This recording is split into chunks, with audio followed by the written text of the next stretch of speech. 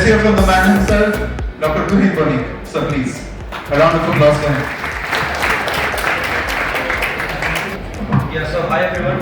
So I'll just make it short because I know everyone of you are tired. So you have been tremendously overnight, which I can see from many of the things when I was going around. So just a simple thing, what I would say, started the journey from this call. Day one, I had the vision that I would skip the 9 to 5 job. I won't do a job. So I never sat for a campusing. All of my friends, everyone was too much busy with campusing, like going to this and that. What I just prior to the exam, just buy a WPP organizer, read, get some good grades, some average grades, doesn't matter. But I was working on something different. So I felt that the future is into online. Every single day, millions of websites are getting lined up all over the world. And I felt that somewhere near the future, which even happened after COVID. So I felt that there would be a time when search engines like Google or like you guys using many social medias like LinkedIn, like Facebook. So these all platforms would be dependent on a lot of AI-driven parameters to justify like who would be getting a better ranking, who would be having more better content and all.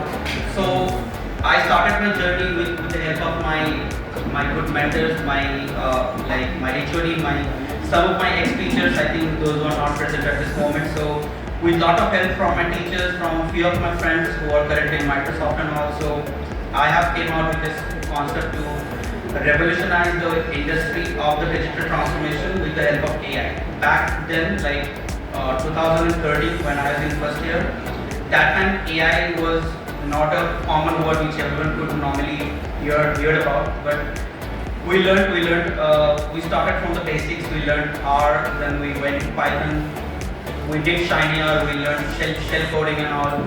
We even went into the hacking procedures and all.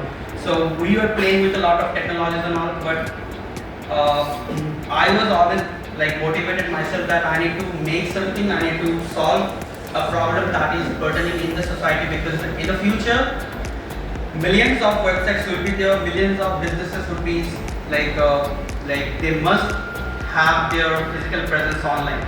Just for example, like today, for example, see for yourself, like even our beloved college have their website. Like without website, without having a good social presence, like no one would even know, or your brand visibility would not even come into the limelight.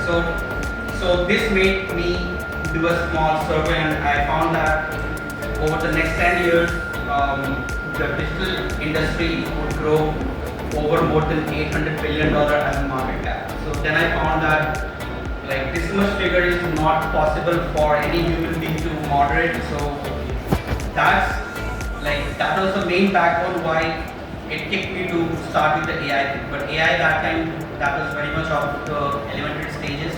So I took help of a lot of my seniors who are in the overseas. Many of my friends who are from the overseas. So I took help from a lot of people to learn a lot of things, various technologies which are not even developed yet in India, but still I went on doing a lot of research by this and that. So I started Thatware. Actually, it was that media by the way. I later changed to Thatware.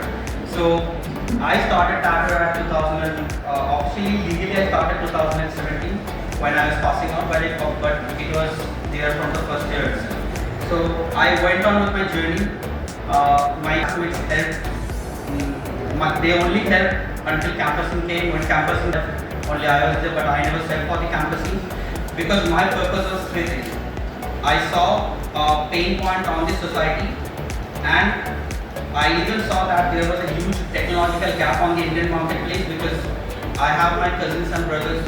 Like if you go into the TCS segment, TCS actually outsources a lot of the work from the giants, which I will not name here for confidential reason. But if you go to any like NLP platform like Watson, that's of IBM. IBM is not an Indian company.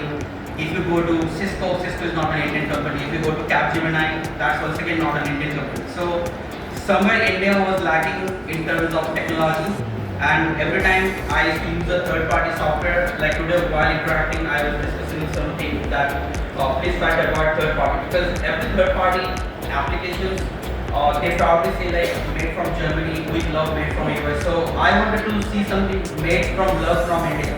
So that triggered me more. That was the second most important point. And the third most important point was I really wanted to solve heavy demand which I could foresee, I could really foresee that was bound to come.